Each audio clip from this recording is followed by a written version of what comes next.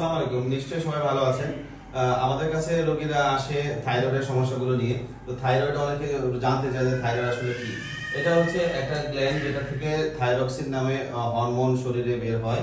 তো এটা শ্বাসনালীর সামনে একটা প্রজাপতির মতো দেখতে একটা গ্ল্যান্ড, যেটা থেকে থাইরক্সিন বের হয়। তো এটা ডান পাশে যদি নডিউল হয়, যেটা ক্যান্সার না এরকম নডিউল হয়, অনেক সময় বাম পাশে হতে পারে বা মাঝখানেও হতে পারে। যদি একাধিক টিউমার থাকে, দেখা যায় যে শুধু ডান পাশে আছে, তাহলে শুধু আমার ডান পাশের অংশটা আর মাঝখানের অংশটা শরীর থেকে অপসারণ করলেই কিন্তু বাকি অংশ দিয়ে রোগীরা ভালো থাকতে পারে।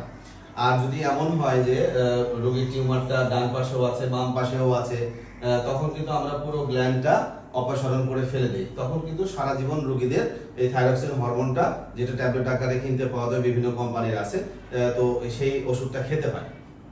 তো আর যাদের হচ্ছে থাইরয়েডের ক্যান্সারের সমস্যা হয়, যে যে টিউমারগুলো থাকে, যেগুলো ক্যান্সার হয়েছে, তখন কিন্তু আমরা এই শুধু থাইরয়েড গ্ল্যান্ড অপসারণ করলে কিন্তু চিকিৎসা শেষ হয়ে যায় না।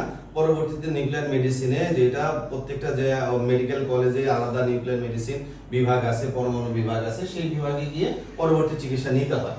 তো থাইরয়েডের কোনো সমস্যাকেই যদি সাধারণ সমস্যা মনে না করে, আমি বলবো যে থাইরয়েডের এই সমস্যাগুলোর ইসের জন্য অবশ্যই আপনি হরমোন বিশেষজ্ঞ, থাইরয়েড বিশেষজ্ঞ অথবা নিকটস্থ নাক কান গলা বিশেষজ্ঞ সার্জনের পরামর্শ নেবেন।